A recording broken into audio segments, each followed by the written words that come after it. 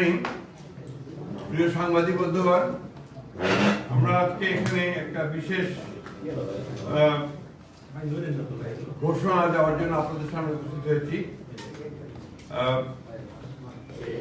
গণ অধিকার পরিষদের সাধারণ সম্পাদক জনাব মোহাম্মদ রাশেদ খান, তিনি বাংলাদেশ জাতীয়তাবাদী দলে যোগ দিচ্ছেন এবং বাংলাদেশ জাতীয়তাবাদী দল সিদ্ধান্ত নিয়েছে যে ঝিনাইদহ 4 আসন, যেটা ঝিনাইদহ সদর এবং কালীগঞ্জ থানা নিয়ে, এই আসনে মোহাম্মদ রাশেদ খানকে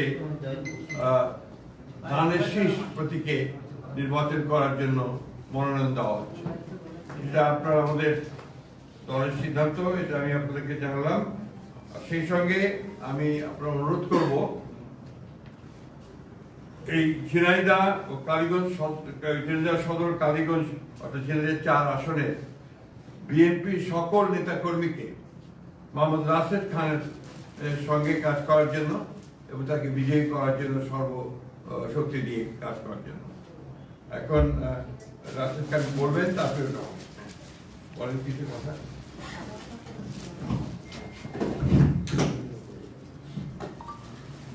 আসসালামু আলাইকুম।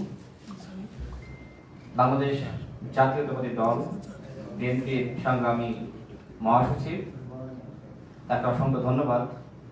আমি মোহাম্মদ রাশেদ খান 2018 সালের কোটা সংস্কার আন্দোলন থেকে আপনাদের সাথেই ছিলাম। কিভাবে রাজপথে সংগ্রাম করেছি আপনারা সবাই জানেন, সাংবাদিক ভাইয়েরা। বিশেষ করে জুলাই গণঅভ্যুত্থানের সময় আমার পাশে বিএনপির স্থায়ী কমিটির সদস্য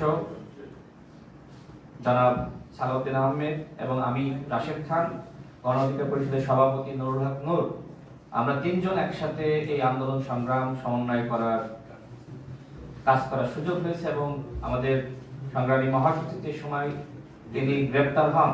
বিএনপির সংগ্রামী মহাসচিব আমাদের সালাউদ্দিন আহমেদ ভাই, তিনি ইন্ডিয়া থাকলেও এই আন্দোলনকে যেভাবে সমন্বয় করেছেন, এবং আমার ভূমিকা সম্পর্কে আসলে আমি বলতে চাই না, সালাউদ্দিন আহমেদ ভাই তিনি জানেন, তিনি বলবেন।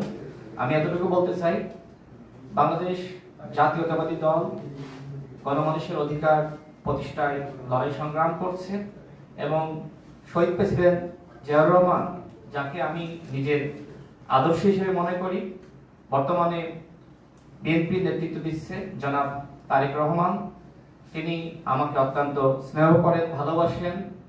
ফ্যাসিবাদ বিরোধী আমল থেকে তার সাথে আমার সম্পর্ক। আমি মনে করি নতুন বাংলাদেশ গঠনে তার নেতৃত্ব দেশ এবং জনগণের জন্য অত্যন্ত প্রয়োজন। আমি বিশ্বাস করি সংস্কার, বিচার এবং সুষ্ঠু নির্বাচনের ক্ষেত্রে জনাব তারেক রহমান গুরুত্বপূর্ণ ভূমিকা রাখবেন। আমি রাশেদ খান আজকে বিএনপিতে যোগদান করেছি এবং জনাব তারেক রহমানের নেতৃত্বে ইনশাআল্লাহ দেশ এবং জনগণের জন্য সংগ্রাম করে যাব, কাজ করে যাব। আসসালামু আলাইকুম।